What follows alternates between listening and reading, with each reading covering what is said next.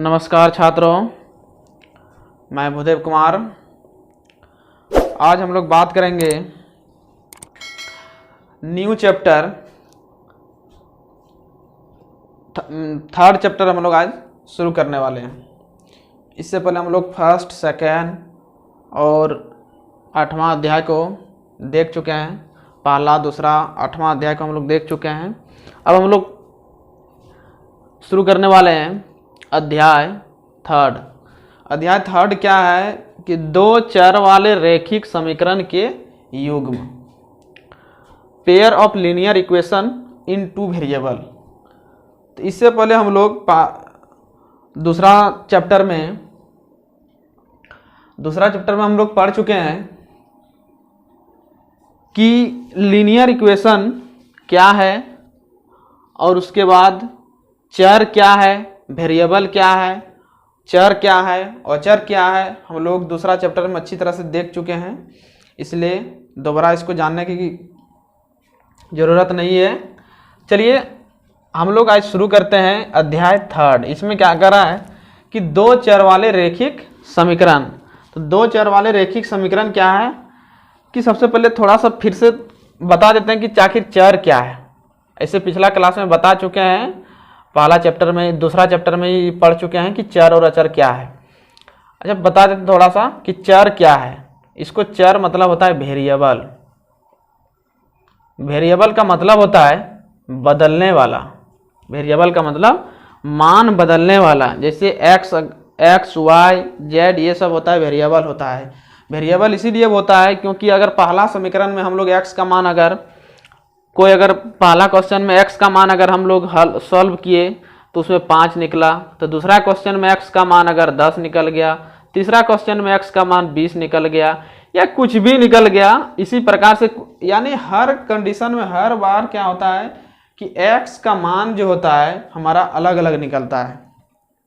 जितना भी समीकरण को सॉल्व करते हैं, जितना भी इक्वेशन को अगर सॉल्व करते हैं तो मेरा x का जो मान निकलता है अलग अलग निकलता है। तो अलग अलग मान निकलने का कारण है कि वह क्या है, वह वेरिएबल है, यानी बदलने वाला है, वो फिक्स नहीं है। उसका मान जो है फिक्स नहीं है। जिस प्रकार से अगर मान लिया हम अब बोलते हैं अचर, तब क्या है, अचर क्या है, तो अचर का मतलब हुआ जैसे मान लिया हम बोल दिए कि 5, तो 5 अगर बोल दिए, इस 5 का वैल्यू फिक्स है कि ये 5 में 4 के बाद ही मेरा 5 आता है। और काउंटिंग भी करेंगे तो अगर हम हर एक अगर मिलाएंगे, 1 रुपया का अगर सिक्का मिलाएंगे तो अगर 5 ठो मिलाएंगे तबे मेरा 5 पूरेगा। 5 सिक्का अगर काउंटिंग करके अगर मिलाएंगे तो मेरा 5 पूरेगा। यानी ये नहीं कि मेरा कभी 4 हो जाएगा, कभी 4 में ही 5 पूर जाएगा, कभी 6 में मेरा 5 पूरेगा, ऐसा नहीं होगा। यानी कभी इसका मान नहीं बदलता है। अगर वो 6 है तो उसका वैल्यू हमेशा वो 6 ही रहता है, कभी वो बदलता नहीं है। इसीलिए इसको बोलता है अचर राशि, कांस्टेंट इसको बोलते हैं, इसीलिए इसको बोलते हैं अचर राशि। ये जो होता है 5, 6 ये सबको बोला जाता है, यानी गिनती की संख्या को कांस्टेंट बोला जाता है। और इसमें चर क्या होगा, वेरिएबल क्या होगा। वेरिएबल में जैसे आपका हो गया एक्स, वाई, जेड और इत्यादि बहुत सारा होता है। तो अगर हम लोग मैक्सिमम जो कभी भी अगर हम लोग मानते हैं, कभी भी कोई अगर सवाल को सॉल्व करते हैं तो सबसे पहले हम लोग क्या करते हैं, एक्स को ही मानते हैं। एक्स वाई मान दिए। कोई भी सवाल अगर नहीं बनता था हम लोग सबसे पहले क्या करते हैं, माना कि एक्स, माना कि एक्स, माना कि वाई। यानी हम लोग हमेशा क्या करते हैं, एक्स और वाई को ही मान के बनाते हैं। यानी हर सवाल में क्या करते हैं, एक्स और वाई को मान देते हैं। इसलिए क्या है, वेरिएबल है, यानी हर इसका यानी मान बदलते रहता है, कभी भी मान इसका फिक्स नहीं है। ये नहीं कि अगर हम लोग अगर पहला क्वेश्चन में अगर हम लोग एक्स का मान अगर 5 निकाल दिए तो दूसरा क्वेश्चन में भी मेरा एक्स का मान 5 ही निकलेगा, ऐसा कोई जरूरी नहीं है। यानी इसका मान क्या होगा, बदल जाएगा। तो अचर क्या होगा, पहला चैप्टर में हम लोग दूसरा चैप्टर में देख चुके हैं। अचर किसको बोलेंगे, जैसे 1, 2, 3, 4, 5, यानी ये सब क्या होगा, ये सब अचर होगा। यानी ये है वेरिएबल, बदलने वाला। तो यहां बोला है कि दो चर वाले रैखिक समीकरण के युग्म, युग्म का मतलब होता है जोड़ा, यानी दो। जैसे हम लोग लेंगे चर, दो चर, तो एक चर ले लिए जैसे x और एक ठो चर ले लिए, यहां बोला है दो चर, तो और एक ले लिए y।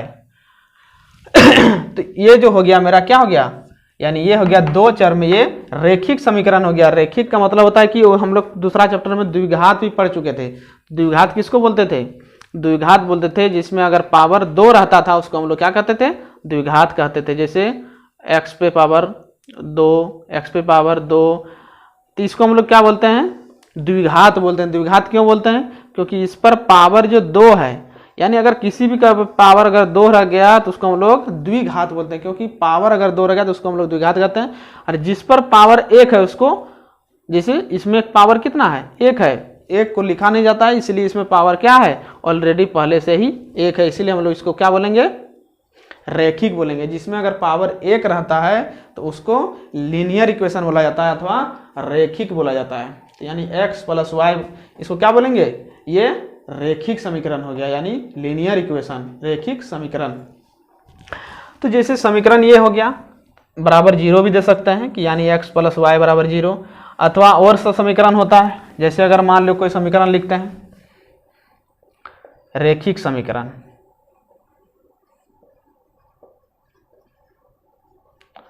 रैखिक समीकरण क्या होता है, जैसे मान लिया है 2x प्लस 3y प्लस 10 बराबर 0, ये मान ली कोई समीकरण है। तो इसमें क्या होता है, इसमें क्या है, x के साथ 2 गुना है, इसमें क्या है, y के साथ 3 गुना है। तो यानी ये गुणांक है, x का गुणांक है, ये y का गुणांक है, और ये जो है आपका कांस्टेंट राशि है। तो ये आपका हो गया रैखिक समीकरण। तो रैखिक समीकरण एक सामान्य रैखिक समीकरण होता है, जैसे ax प्लस by प्लस सी बराबर 0, ये होता है रैखिक समीकरण का सामान्य सूत्र। सामान्य सूत्र का मतलब हो गया कि इस पर x तो रहेगा ही, यानी a के जगह आप कुछ भी मान रख सकते हैं।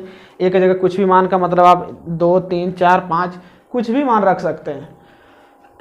और उसके बाद यहाँ पर भी b के जगह भी कुछ रख सकते हैं और c के भी जगह कुछ रख सकते हैं, लेकिन आपका x और y जो रहेगा तो x और y तो हमेशा रहेगा ही। तो ये हो गया आपका रैखिक समीकरण का सामान्य सूत्र। इसी प्रकार से होता है, ये हो गया रैखिक युग्म हो गया समीकरण का। युग्म इसीलिए कहते हैं क्योंकि यहाँ इसमें 2 है, x भी है y भी है, यानी 2 चर है। और युग्म इसीलिए बोले क्योंकि 2 है, इसीलिए इसको युग्म बोले। और युग्म का मतलब होता है जोड़ा। अब क्या होता है कि रैखिक समीकरण का युग्म तो होगा ही, लेकिन समीकरण का युग्म बोल रहा है, रैखिक समीकरण का युग्म, यानी इसमें और एक समीकरण आएगा।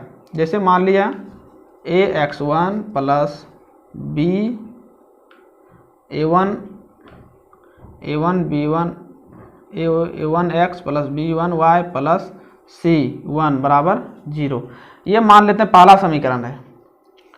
a2x plus b2y plus c2 बराबर 0, समीकरण 2। यानी ये पूरा चैप्टर जब हम लोग पढ़ेंगे, इसमें हर क्वेश्चन में, हर सवाल में क्या मिलेगा, 2 समीकरण मिलेगा, और वही 2 समीकरण को सॉल्व करके आपको x और y का मान ज्ञात करना है। इसीलिए इसको बोला जाता है रैखिक समीकरण का युग्म। यानी 2 चर, यानी 2 चर में मिलेगा समीकरण, यानी एक चर यहाँ हो गया x और y, 2 चर हो गया। रैखिक का मतलब हो गया कि इस पर पावर 1 रहेगा। समीकरण का युग्म, मतलब समीकरण का युग्म का मतलब होगा आपको 2 समीकरण, हर सवाल में 2 समीकरण मिलेगा, इसीलिए इसको बोलता है रैखिक समीकरण का युग्म। चलिए अब हम लोग आगे देखते हैं कि अगर मान लीजिए समीकरण है तो इसका कुछ ग्राफ होता है। ये समीकरण का क्या होता है कि लाइन अगर इस समीकरण को हम लोग सॉल्व करके अगर इसमें लाइन खींचेंगे तो इस लाइन इसका क्या होगा, तो देखते हैं हम लोग कि आखिर इसका लाइन क्या होगा।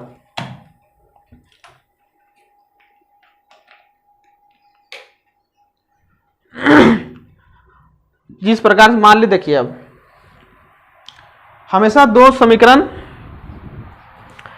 ये चैप्टर ये क्या है, हमेशा 2 समीकरण से ही बनेगा, यानी 2 समीकरण इसमें रहेगा। आप लोग लिखते चलिएगा। देखिए मान लेते हैं पहला है, 2 समीकरण लेकर के बनाते हैं। तो पहला समीकरण का अगर लाइन खींचे, रेखा खींचे, तो ये इस प्रकार से हुआ। अगर एक रेखा इधर से जा रही है, एक लाइन इधर से जा रही है और एक रेखा इधर से जा रही है, यानी ये दोनों रेखा जो हुआ, यानी पहला समीकरण का ये रेखा हुआ, ये पहला रेखा हो गया, और ये दूसरा समीकरण का ये रेखा हो गया। तो अगर ये दोनों अगर आपस में नहीं कटा तो अब तब हम क्या बोलेंगे, बोलेंगे ये रेखा दोनों क्या है, समांतर रेखा है, समांतर रेखाएं। समांतर रेखाएं का मतलब होता है कि दोनों आपस में कभी नहीं कटेगी, यानी समान अंतराल पर वो चलेगी। अब दूसरा में जैसे मान ली एक लाइन, पहला समीकरण का लाइन इधर से खींचे और दूसरा समीकरण का लाइन इधर से खींचे, तो आप यहाँ क्या देख रहे हैं कि ये दोनों लाइन एक बिंदु पर क्या हुआ, प्रतिच्छेद कर गया। प्रतिच्छेद का मतलब होता है एक दूसरे को काट करके पार करना, यानी ये तब हो गया, आपको इसको बोल सकते हैं प्रतिच्छेदी रेखा। प्रतिच्छेदी रेखाएं, यानी प्रतिच्छेदी रेखाएं का मतलब हो गया कि अगर एक रेखा दूसरे रेखा को अगर काट करके पार करती है तब उसको हम लोग बोलते हैं प्रतिच्छेदी रेखाएं। यानी ये आपको आएगा, यानी दो समीकरण है, दोनों समीकरण को आपको खींचना पड़ेगा, आगे आपको और समझ में आएगा। इसलिए वीडियो को बिना स्किप किए हुए देखें, पूरा वीडियो को देखें, इसलिए आपको ज़्यादा समझ में आएगा। अब उसके बाद तीसरा नंबर पे आएगा कि मान लीजिए एक रेखा इधर से जा रही है और इसी रेखा पर मान लीजिए और एक रेखा इसी पर चल गया, यानी उसी रेखा पर डबल रेखा चल गया, यानी एक रेखा पहले से इसी में गया था और उसी में एक रेखा चला गया। जिस प्रकार से मान लीजिए पेन है, इस पेन के ही ऊपर में अगर और एक पेन आ जाए तब इसको हम लोग बोलेंगे समपाती, समपाती रेखाएं। समपाती रेखाएं, समपाती का मतलब जब दोनों एक रेखा पर दूसरा रेखा अगर उस पर अगर खींचा जाए तो उसको हम लोग समपाती रेखा बोलते हैं। अब समांतर किसको बोलते हैं, जब दोनों रेखाएं आपस में कभी अगर नहीं कटे, कितनों दूर इसको अगर हम बढ़ाएंगे तो पर भी ये कभी नहीं कटेगी, यानी इसको हम लोग बोलेंगे समांतर रेखा।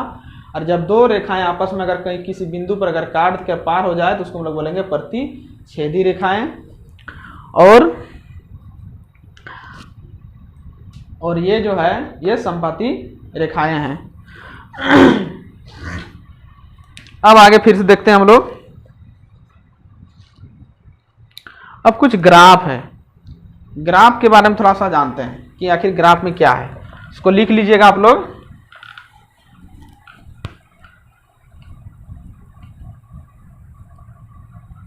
ग्राफ के बारे में थोड़ा सा जान लीजिए। ग्राफ के बारे में से पिछला क्लास में दूसरा चैप्टर में भी बताए हैं, थोड़ा सा इसमें भी बता देते हैं आप लोग को तो याद हो जाएगा। देखिए ग्राफ क्या है।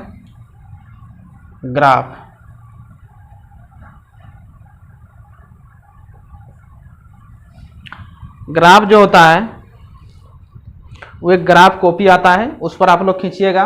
ग्राफ कॉपी 4 लाइन उसमें खिंचा रहता है पहले से ही, उस ऑलरेडी पहले से लाइन खिंचा हुआ रहता है कॉपी में, अपने से आपको खींचने का जरूरत नहीं है, उसी कॉपी में आपको बनाना है। तो देखिए, तो ग्राफ के बारे में थोड़ा सा जान लीजिए कि ग्राफ में क्या होता है। ग्राफ में 2 लाइन इसमें भी होता है। अगर ये रेखा यदि इस रेखा को, यानी इस प्रकार, जो इसको बोलते हैं क्षैतिज रेखा, क्षैतिज रेखा रेखा है, लेकिन ये कैसा रेखा है, क्षैतिज रेखा, क्षैतिज रेखा।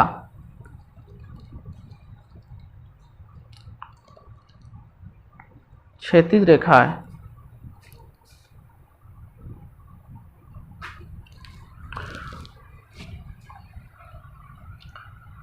अब अगर मान ले कोई रेखा ऐसे है तो उसको हम लोग बोलते हैं ऊर्ध्वाधर, ऊर्ध्वाधर रेखा, ऊर्ध्वाधर रेखा। इसको बोलते हैं हॉरिजॉन्टल लाइन और इसको बोलते हैं वर्टिकल लाइन। यानी इस रेखा, यानी अगर ऐसे है, सोया हुआ अगर है तो उसको हम लोग बोलते हैं क्षैतिज रेखा। इसको बोलते हैं पड़ी रेखा भी बोलते हैं, पड़ी रेखा, पड़ी रेखा। और ये जो है ये खड़ी है, यानी ये सीधा जब रहता है, इसे खड़ा जब रहता है तो उसको बोलते हैं ऊर्ध्वाधर रेखा। इसको बोलते हैं खड़ी रेखा, खड़ी रेखा, और इंग्लिश से बोलते हैं वर्टिकल लाइन, और उसको बोलते हैं हॉरिजॉन्टल लाइन। अब आगे है, ये हो गया। आप जान गए कि क्षैतिज रेखा और ऊर्ध्वाधर रेखा किसको बोलते हैं। अगर मान ली जाए दो रेखा, एक क्षैतिज रेखा और एक ऊर्ध्वाधर रेखा को आपस में अगर काट दिया जाए, इस प्रकार अगर खींचा जाए तो एक बिंदु पर कटती है, इसको बोलते हैं मूल बिंदु। मूल बिंदु, इसको बोलते हैं मूल बिंदु। ये जो है आपका मूल बिंदु है। मूल बिंदु, मूल बिंदु का मतलब आपको इधर यहाँ इस जगह से अगर कहीं भी जाना है, ये चौराहा हो गया, इसको बोलते हैं मूल बिंदु। उसके बाद इसको बोलते हैं एक्स अक्ष, और इसको बोलते हैं, ये भी एक्स अक्ष ही है। यानी ऐसे समझिए कि क्षैतिज रेखा जो रहती है, क्षैतिज रेखा जो होती है उसको एक्स अक्ष बोला जाता है, और ऊर्ध्वाधर रेखा जो होता है उसको बोलते हैं वाई अक्ष बोलते हैं। ये भी वाई अक्ष ही है, दूसरा नहीं है। यानी यहाँ से लेकर ये पूरे लाइन को वाई अक्ष, और यहाँ से लेकर यहाँ तक ये पूरे एक्स अक्ष। लेकिन ये जो अब देखिए, इस 4 पार्ट में ये विभाजित हो गया। ध्यान दीजिए, 4 पार्ट में विभाजित हो गया। फर्स्ट सेकेंड, ऐसे काउंटिंग करते हैं इधर से, फर्स्ट सेकेंड थर्ड फोर। अब देखिए इसको किस प्रकार से बोलते हैं। अब देखिए यहां से लेकर, अब एक्स अक्ष ही दोनों है, लेकिन यहां से लेकर ये मूल बिंदु से इधर दाहिने की ओर ये होता है, इसको बोलते हैं धनात्मक रेखा। धनात्मक यानी प्लस में होता है। यानी इधर अगर जाएंगे तो क्या होगा, प्लस में, और यहाँ से लेकर इधर जब जाएंगे, यानी ऐसे अगर आप तीर भी मार देते हैं, यानी इधर जाएंगे तो धनात्मक मिलेगा, और इधर जब जाएंगे तो इसको बोलते हैं ऋणात्मक। यानी इधर आपका मान क्या मिलेगा, माइनस में मिलेगा। यानी यहाँ से लेकर यहाँ इधर क्या मिलेगा, माइनस मान मिलेगा। यानी एक्स अक्ष का इधर प्लस मिलेगा और एक्स अक्ष का इधर माइनस मिलेगा। अब इधर आपका है यहाँ से लेकर ऊपर इधर इधर, तो ये क्या है, y अक्ष है। ये तो y अक्ष ही है, लेकिन इधर आपको क्या मिलेगा, ये भी y अक्ष है, ये भी y अक्ष है, लेकिन इधर आपको क्या मिलेगा, इधर धनात्मक मान मिलेगा। धनात्मक यानी प्लस में मिलेगा। और इधर नीचे क्या मिलेगा, इधर नीचे की ओर इसमें मिलेगा ऋणात्मक मान मिलेगा। आप लोग पहले से भी जानते होंगे। देखिए अब ये इधर x अक्ष से इधर जब जाएंगे तो इसमें माइनस मान मिलेगा, x अक्ष से इधर जब जाएंगे तो प्लस मान मिलेगा। x अक्ष सॉरी इस जगह से अगर मूल बिंदु से ऊपर की ओर जाएंगे तो इधर प्लस मान मिलेगा y अक्ष में, तो मूल बिंदु से जब नीचे की ओर जाएंगे तो इसमें माइनस मान मिलेगा। तो इसीलिए इधर से यहाँ जब मूल बिंदु से इधर अब जाएंगे, जब जाएंगे तो ये मिलेगा प्लस मान, इसलिए x अक्ष बोलते हैं। और जब मूल बिंदु से बाएं ओर जब जाते हैं इसको बोलते हैं x अक्ष, ये भी है इसीलिए इधर माइनस मान मिलता है, इसीलिए इसको बोलते हैं x डैश अक्ष। और यहाँ से जब इधर नीचे की ओर आते हैं तो इसमें भी y अक्ष में माइनस मान मिलता है, इसीलिए बोलते हैं इसको y डैश अक्ष। और यहाँ से जब ऊपर की ओर जाते हैं इसमें मिलता है प्लस मान, इसलिए बोलते हैं इसको y अक्ष प्लस में। अब देखिए ये है फर्स्ट, इसको बोलते हैं चतुर्थांश। यानी ये हो गया आपका चतुर्थांश, यानी इसको बोलते हैं पहला चतुर्थांश और इसको बोलते हैं दूसरा चतुर्थांश। चतुर्थांश, और ये आप लोग लिखते जाइएगा। और ये है तीसरा चतुर्थांश, चतुर्थांश। और ये है आपका चतुर्थ चतुर्थांश यानी चौथा चतुर्थांश। ये चीज है, इस ग्राफ में इतना चीज जानने का है। ठीक, आप लोग लिखते चलिएगा। चलिए अब आगे देखते हैं।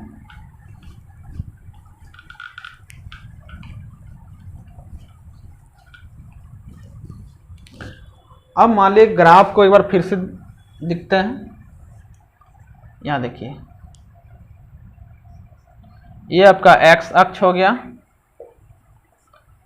और इधर हो गया x डैश अक्ष हो गया, इधर y अक्ष है, y डैश अक्ष है, और इधर आपका है y अक्ष है। ठीक, ये होता है 0, मूल बिंदु होता है, 0 से शुरू होता है। 1 2 3 4 5 6 7 8, यानी कोई भी ग्राफ में इसी प्रकार से मान बढ़ता है। यानी आपको क्या बताए थे, इधर प्लस होता है, इधर भी प्लस होता है, लेकिन इधर जो होता है नीचे मूल बिंदु से नीचे की ओर, इसमें क्या होता है, माइनस में होता है। 1 2 3 4 5 6 7, यानी इसमें सब जितना भी मान होगा क्या होगा, माइनस में होगा। और इधर भी क्या होगा, x अक्ष इधर मूल बिंदु से जैसे ही इधर आएंगे तो ये भी आपका माइनस में ही होगा। ये है, ठीक, इसको याद रखिएगा और ये भूलिएगा नहीं। ये है पहला चतुर्थांश, ये दूसरा, ये तीसरा और ये चौथा, यानी ये इधर से इधर आते हैं काउंटिंग करने में। इसको मान याद रखिएगा कि इधर क्या माइनस और किधर प्लस में होता है। ठीक, इतना हो गया। चलिए, ये ग्राफ आपको इस चैप्टर में खींचने के लिए आएगा और एक क्वेश्चन हर एक साल कोई भी बोर्ड एग्जाम में एक क्वेश्चन यहाँ से आता ही है, ग्राफ से रिलेटेड एक क्वेश्चन आता है। इसलिए आप लोग ग्राफ को बढ़िया से देखिएगा, ध्यान से देखिएगा, एक क्वेश्चन ग्राफ से आता है। अब हम लोग चलते हैं प्रश्नावली 3.1 की ओर। प्रश्नावली 3.1 की ओर चलते हैं। प्रश्नावली 3.1 की ओर देखिए, अब क्वेश्चन क्या कर रहा है कि अबताब अपनी पुत्री से कहता है, 7 वर्ष पूर्व मैं तुमसे 7 गुनी आयु का था। यानी अबताब कह रहा है कि अपनी पुत्री से कह रहा है, यानी अपना वो बेटी से कह रहा है। क्या कह रहा है, अबताब उसका पिताजी है, वो अपना पुत्री से कह रहा है, बेटी से कह रहा है कि 7 वर्ष पूर्व मैं तुमसे 7 गुनी आयु का था। यानी आज अगर आज आयु का बात नहीं हो रहा है, आज का आयु की बात नहीं हो रहा है। अगर मान लो उसका बेटी का अगर उम्र अगर मान लिया आज 10 साल है, तो आज से 7 साल पूर्व का मतलब होता है पहले, यानी आज से 7 साल पहले का बात कर रहा है। आज से 7 साल पहले, इसका मतलब होगा कि अगर मान लो उसका पुत्री की आयु मान ले 10 वर्ष है, तो आज से 7 वर्ष पहले कितना हो जाएगा, 3 साल। यानी 3 वर्ष का जब उसका बेटी थी, उस समय का बात कर रहा है कि मैं तुमसे 7 गुनी आयु का था। 7 गुनी यानी उसका उम्र 7 गुनी के बराबर था, तब उसका पिताजी के बराबर होता। उसके बाद क्या कर रहा है कि अब से 3 वर्ष बाद, अब पूरा दूसरा बार कर रहा है। यानी समीकरण पहला हो गया, अब ये दूसरा कह रहा है कि अगर मान ली जाए अब से 3 वर्ष बाद मैं तुमसे केवल 3 गुनी आयु का रह जाऊंगा। यानी अभी मान ले उसका अगर मान ले 10 साल हो रहा है, तो अब बोल रहा है कि आज से 3 साल बाद, यानी अपने आप पे कल्पना कर रहा है, ऐसा मन आपस में बात कर रहा है कि अब से 3 साल बाद, यानी आज अगर 10 साल हो रहा है तो 3 साल बाद, यानी इसका मतलब हो रहा है कि 13 साल, जब उसका बेटी 13 साल का आएगा उस समय का बात कर रहा है कि अब से 3 वर्ष बाद मैं तुमसे केवल 3 गुनी आयु का रह जाऊंगा। यानी उसका बेटी का उम्र जो होगा, पिताजी का आयु यानी बेटी का जितना होगा उससे 3 गुना आयु का होगा, तो आयु का रह जाऊंगा। बोला इस स्थिति को बीज गणितीय ग्राफ के रूपों में व्यक्त कीजिए। यानी सबसे पहले इसको समीकरण के रूप में व्यक्त कीजिए, उसके बाद बोल रहा है कि ये ग्राफ के रूप में व्यक्त करने के लिए कहा है। चलिए, आप लोग को ध्यान से देखना है। ये ग्राफ ये विधि एक क्वेश्चन हर एक साल ये क्वेश्चन पूछता ही है, एक क्वेश्चन रहता ही है, इसलिए आप लोगों को ध्यान से इसको देखना है। हालांकि 3.1 से नहीं पूछता है, यानी 3.1 का क्वेश्चन जो है इससे इस चैप्टर से नहीं पूछता है, अगला क्वेश्चन से पूछता है। 3.1 ये एक्सरसाइज 3.1 है, यानी ये प्रश्नावली, यानी आपका ये एक्सरसाइज 3.1 का ये क्वेश्चन है। यानी 3.1 का क्वेश्चन आपको एग्जाम में नहीं पूछेगा, ये सिर्फ बनाने के लिए, सीखने के लिए दिया है। आपको 3.2 से कोई भी एग्जाम में पूछता है। चलिए हम लोग देखते हैं, सॉल्व करते हैं। तो सबसे पहले क्या करेंगे, मान लेंगे। सबसे पहले मान लेते हैं, माना कि अफ्ताब की पुत्री की आयु, दोनों को मानना पड़ेगा। पुत्री की आयु मान लेते हैं, उसका पुत्री की आयु कितना था, x वर्ष। मान लेते हैं कि उसका पुत्री का वर्तमान आयु, माने अभी फिलहाल में, माना कि अफ्ताब की पुत्री की वर्तमान आयु यानी प्रेजेंट टाइम में वर्तमान आयु x वर्ष, यानी वर्तमान में उसका पुत्री का आयु कितना है, x वर्ष है। तथा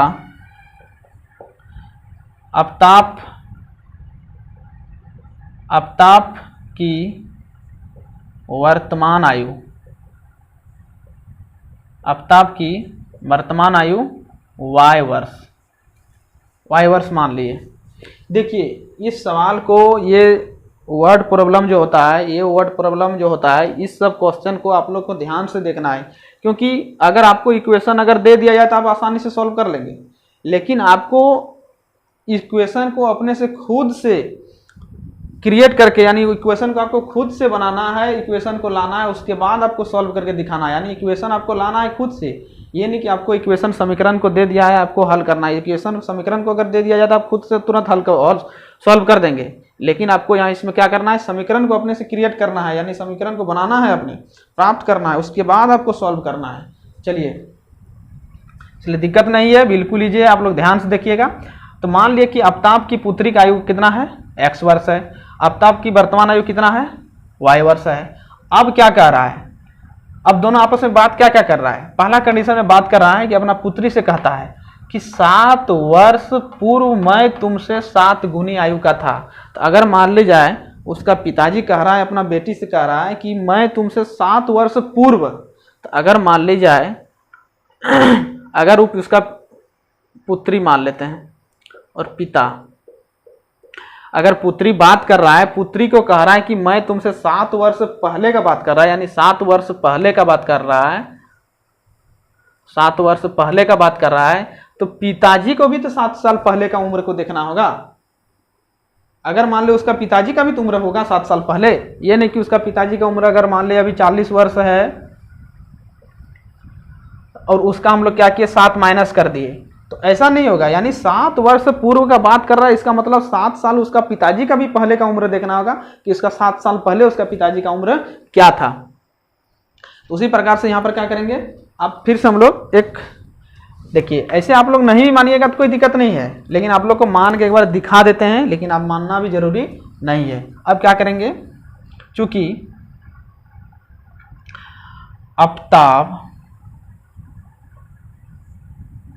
या लिखते हैं 7 वर्ष पूर्व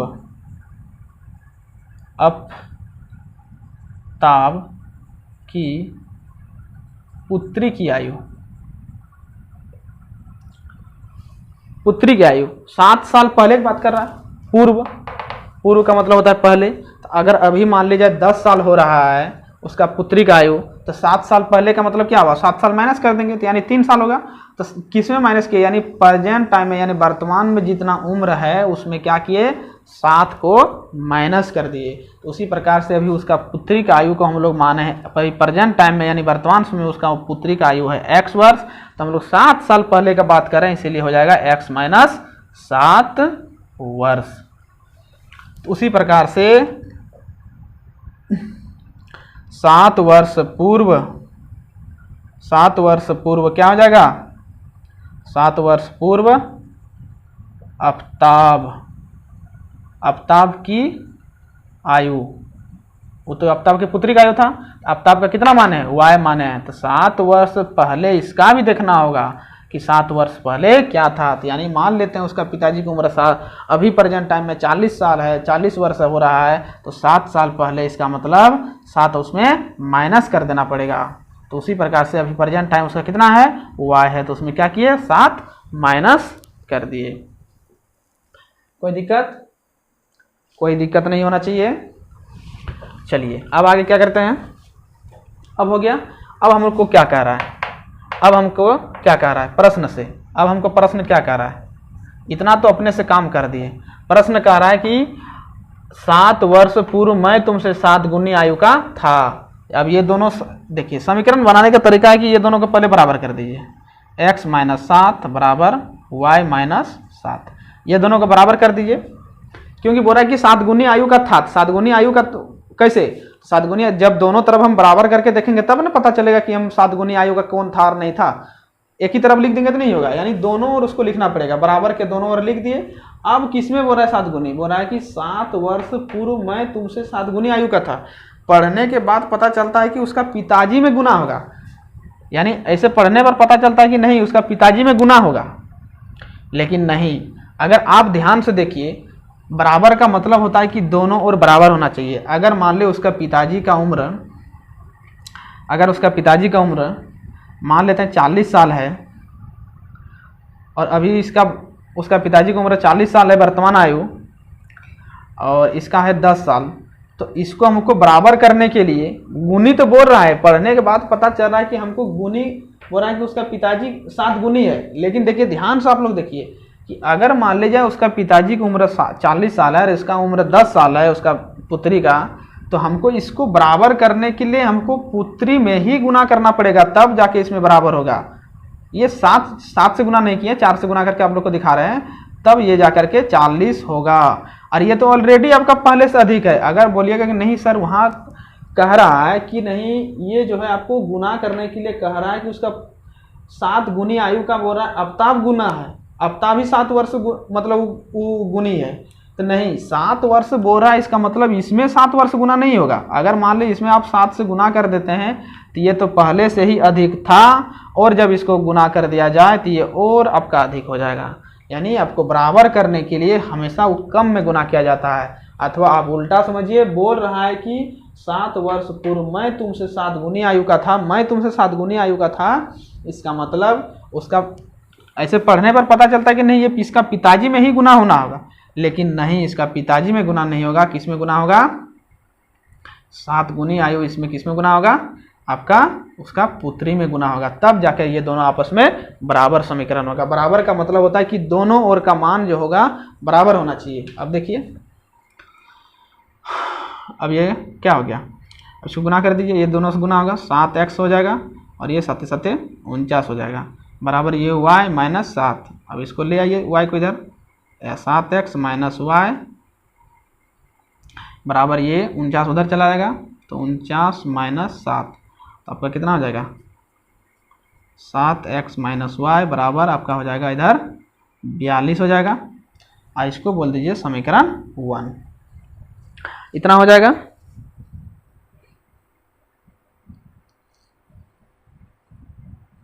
ये हो गया। अब देखिए, अब फिर समीकरण 2 हमको प्राप्त करना है। समीकरण 2 कैसे प्राप्त होगा, अब पुनः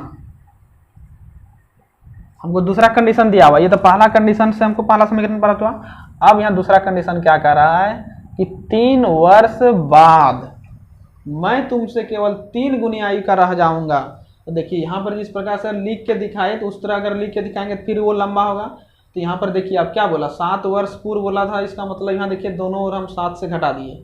अब बोल रहा है कि 3 वर्ष बाद बोल रहा है, तो 3 वर्ष बाद बोल रहा है, तो हम लोग अपने से भी यहाँ लिख सकते हैं कि x + 3, 3 वर्ष बाद मतलब अगर मान ली है अभी 10 वर्ष हो रहा है, तो बाद 3 वर्ष मतलब उसमें 300 वर्ष जोड़ देंगे। बाद का मतलब होता है अभी जितना हो रहा है उसके 3 साल बाद। अब इधर फिर लिखते हैं y + 3। अब बोल रहा है कि इसमें 3 गुनी होगा, अब इसमें भी बोल रहा है कि अब से 3 वर्ष बाद मैं तुमसे केवल 3 गुनी आयु का रह जाऊंगा। तो लग रहा है कि 3 गुनी इसमें उसका पिताजी में होना चाहिए, लेकिन नहीं, 3 गुनी उसका पिताजी में नहीं होगा, किस में होगा, उसका पुत्री में गुना होगा। अगर उसका अगर आफ्ताब में गुना कर देंगे तो ऑलरेडी वो तो पहले से अधिक उम्र का है ही, और ये ज़्यादा उम्र हो जाएगा, इसीलिए उसमें गुना नहीं होगा। अब देखिए इसमें क्या हो जाएगा, 3x + 9 बराबर y + 3। तो यहाँ पर हो जाएगा 3x - y, और ये 9 उधर चला जाएगा तो 3 - 9, ये क्या हो जाएगा। चलिए इसको यहाँ पर नहीं लिखते हैं, इधर लिखते हैं। तो यहाँ पर अब हो जाएगा 3x - y बराबर ये 3 - 9, तो बराबर हो जाएगा 3x - y बराबर 3 में 9 चला गया, हो गया -6, यानी आपका आ गया -6 आ गया। ये आपका हो गया समीकरण 2। इतना किए। अब क्या करेंगे, समीकरण 2 प्राप्त हो गया। अब हम लोग इसका ग्राफ खींचेंगे कि ग्राफ किस प्रकार से होगा। ग्राफ इसका खींचते हैं।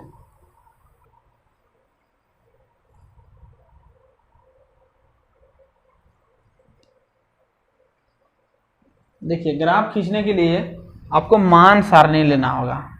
तो मान सारणी लेने के लिए आपको देखिए इसमें फ्री कीजिए इसको, तो आपको फ्री करना पड़ेगा। तो आप इसको कैसे फ्री कीजिएगा, तो आप यहाँ लिखिए 7x बराबर यहाँ पर आप देखिए, अगर आप यहाँ x को फ्री करना चाहते हैं तो देखिए आप करके देखिए, एक को फ्री करना होगा, ये x या y को आपको फ्री करना होगा। देखिए अगर हम x को फ्री करते हैं तो क्या होगा, y उधर चला जाएगा तो 42, और ये माइनस में इधर चलेगा प्लस में हो जाएगा। अब यहाँ x को फ्री करेंगे तो क्या हो जाएगा, 42 + y/7, यानी ये बट्टा में आ गया। तो बट्टा में आने से क्या होता है कि मान सारणी लेने में थोड़ा सा आपको परेशानी होगा, इसलिए कोशिश कीजिए कि अगर उसको हल कीजिए x या y में, उसको हल करने की कोशिश कीजिए जिसमें आपका बट्टे नहीं आए।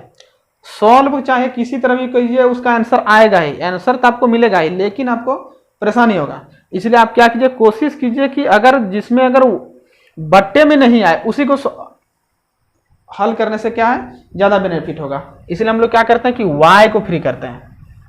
देखिए y को अगर फ्री करेंगे तो क्या होगा, मेरा बट्टे में नहीं आएगा। y को फ्री करेंगे तो क्या होगा, y उधर चला जाएगा, 7x - y, 7x माने तो 42 इधर आ जाएगा बराबर y, यानी फाइनली हम लोग लिख सकते हैं y बराबर क्या आ गया, 7x - 42। मेरा यहाँ पर देखिए तो मेरा यहाँ क्या आया, बट्टे में नहीं आया। अब देखिए मान सारणी लेने में क्या होगा, आसानी होगा। मान सारणी, इसको बोलते हैं वैल्यू टेबल।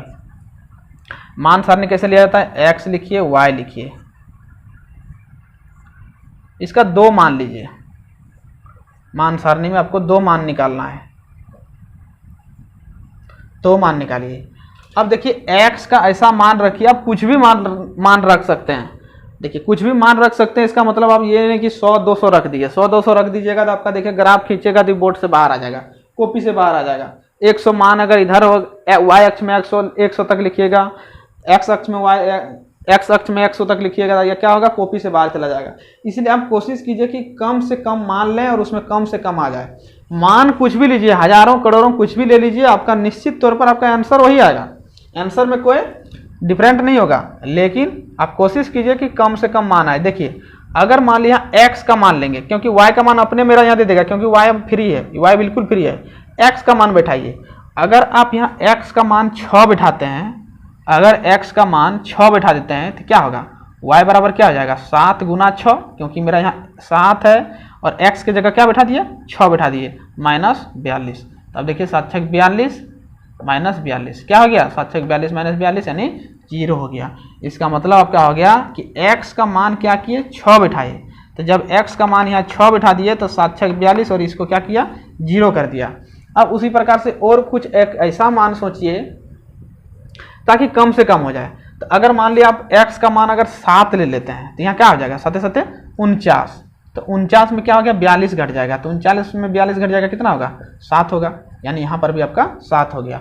अब बोलेंगे नहीं हम कुछ 20 ले लें, तो 20 ले लीजिएगा तो क्या हो जाएगा, 20 × 7 यानी 20 7 400, 140 -42। तो आपका आंकड़ा जो होगा, मान जो होगा बहुत ज़्यादा आ जाएगा, और आपका ग्राफ में लेकर लीजिएगा तो बहुत ही ज़्यादा हो जाएगा। इसलिए ग्राफ खींचने में आपको बहुत परेशानी होगा। चलिए इतना ले लिए। अरे समीकरण 2 को तो मिटा दिए। समीकरण 2 आपका क्या था? समीकरण 2 था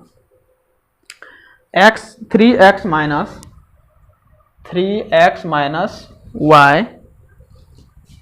वाई बराबर -6 था, यही था। इसको फ्री कर दिया, समीकरण 2 था, यानी दोनों का आपको मान सार लेने के लिए फ्री करना होगा। चलिए अब इसको फ्री करते हैं। तो इसमें भी वही कोशिश कीजिए कि फ्री करें, ऐसा संख्या को फ्री करें ताकि जिसमें बट्टे में ना हो। तो देखिए ये y का बिल्कुल फ्री अपने है, इसको उधर भेज दीजिए तो बट्टे में नहीं आएगा 3x, और इसको इधर कर दीजिए +6 हो जाएगा, और इधर जाएगा तो y बराबर हो जाएगा, यानी फाइनली आपका y बराबर हो गया 3x + 6। तो अब यहाँ मान लीजिए x y, कम से कम आपको 2 मान लेना है। तो आप 3 भी मान ले सकते हैं, लेकिन 3 लेना जरूरी नहीं है। 3 का और क्यों लीजिएगा, 2 ही जब बन रहा है तो 3 लेने का आवश्यकता नहीं है। चलिए आप अब यहाँ x का मान कुछ ले लीजिए। अब देखिए x का मान क्या लें कि कम से कम उसका मान आना चाहिए। तो x का मान क्या ले लें, तो x का मान 0 ले लीजिए। तो x का मान अगर 0 लेते हैं तो यहाँ क्या हो जाएगा, 3 × 0 तो यानी 0 हो जाएगा, और +6 तो 0 + 6 यानी 6 ही हुआ। अब कीजिए क्या कीजिए, 3 का मान 1 ले लीजिए, x का मान 1 ले लीजिए, तो 3 × 3 हो जाएगा, 3 × 3 और +6 6 3 9 हो गया। यानी ये ज़्यादा आपका मान नहीं आया, ग्राफ में आप आसानी से खींच सकते हैं। अब रही बात, आप ग्राफ खींचना है।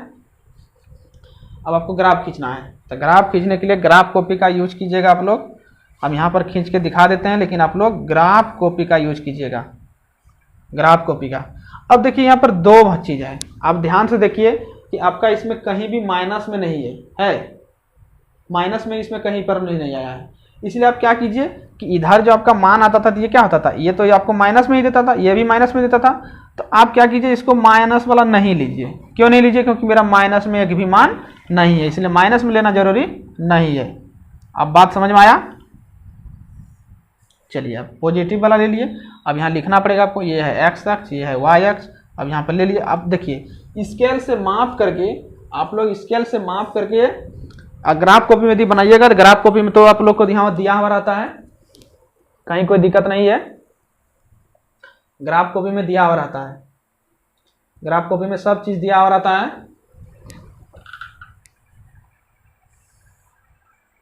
ग्राफ कॉपी में लाइन खींचा हुआ रहता है, तो आप लोग ग्राफ कॉपी में ही बनाइएगा। अब देखिए हम यहाँ पर स्केल से माप करके 1 सेंटीमीटर या 2-2 सेंटीमीटर पर एकदम सही ढंग से माप को ले लीजिएगा। अगर सही ढंग से अगर नहीं लीजिएगा तो आपका सवाल का आंसर नहीं मिलेगा। देखिए तो हम ले लेते हैं, अंदाज से लेते हैं, आप लोग अंदाज से नहीं लीजिएगा, आप लोग माप करके ही लेना है, स्केल से माप करके लीजिएगा तो ज़्यादा बेटर रहेगा। ठीक, अब यहाँ क्या है, देखिए मेरा थोड़ा आगे पीछे हो गया, आप लोग को स्केल से माप के लेना है। 1 2 3 4 5 6 7 8 9। अब देखिए इसको मान को लेते कैसे हैं, तो आपको यहाँ देखना है कि मेरा मैक्सिमम मान कितना है, 9 तक है, तो 9 तक ले लिए तो हो गया। अब इधर कितना है, ये 1 2 3 4 5 6 7 हुआ, 7। आप लोग कॉपी में बढ़िया से बनाइएगा, ये जगह कमी हो रहा है थोड़ा। 8 9, ये है आपका y अक्ष। अब देखिए इसमें क्या कर रहा है कि जब x का मान जब 6 है, तो x का मान 6 कहाँ है, यहाँ पर है, तो अगर x का मान इधर 6 जाएगा और y का मान 0, तो 0 का मतलब यहाँ है 0। अगर मान लीजिए 1 रहता है, इधर चलते तो 0 है, तो 0 से यहीं पर चलेंगे, यानी आपका जो बिंदु आएगा इसी जगह कटेगा। ठीक, तो ये आपका हो गया 0 6 0, इसको बोलेंगे। यानी आप लोग को पहले से पता होगा कि लिखते हैं कैसे, 9th क्लास में पढ़े होंगे, x और y इस तरह से लिखते हैं। यानी जैसे मान ली लिख दिया 6 0 लिखे, इसका मतलब ये हो गया x का मान और ये होता है y का मान। यानी पहला वाला x का होता है, इसको बोलते हैं, दूसरा y का होता है। तो यहाँ पर 6 0 लिखेंगे, क्यों, क्योंकि यहाँ पर x का मान 6 है और y का मान 0 है। देखिए x का मान 6, y का मान 0 है। अब x का मान 7 लेते हैं, x का मान 7, इधर बढ़ेंगे, ऊपर बढ़ेंगे। आप लोग ग्राफ कॉपी में बनाइएगा। देखिए हो गया, तो कहाँ पर कटा, यहाँ पर, यानी एक बिंदु यहाँ पर कटा था, एक बिंदु यहाँ पर कटा था। अब क्या कीजिएगा, स्केल पे स्केल से रख के स्केल से सही ढंग से इसको स्केल से खींच दीजिएगा, इसको आप स्केल से खींचिएगा। ठीक, ये हो गया स्केल से, ये हो गया,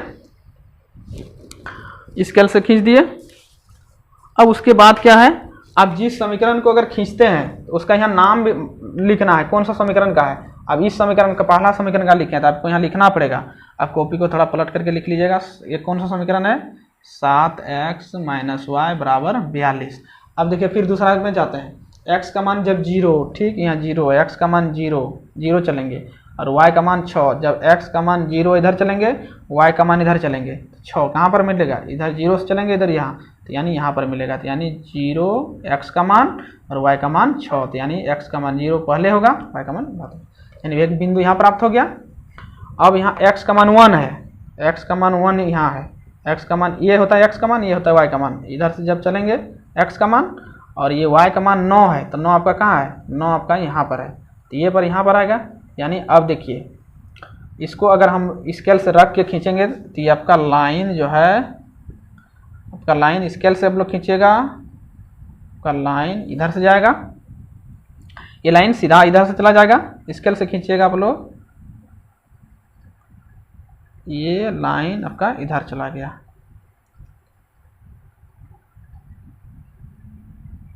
इधर चला गया।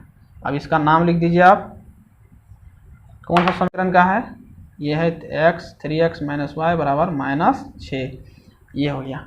यानी ये आपका देखिए, ये सिर्फ आपको छापने के लिए बोला है, यानी आपको सीखने के लिए बोला है। ये एग्जाम में 3.1 का सवाल एग्जाम में नहीं पूछा जाता है, ये सिर्फ आपको मनोरंजन के तौर पर आपको दिया गया है कि आप प्रैक्टिस इसको कीजिए, लेकिन आपको इसको बनाना है। बनाने ये नहीं कि छोड़ दें, नहीं, छोड़ना नहीं है, आपको बनाना है, क्योंकि इसको अगर आप प्रैक्टिस नहीं करते हैं तो अगला सवाल को आप नहीं बना सकते हैं, ठीक।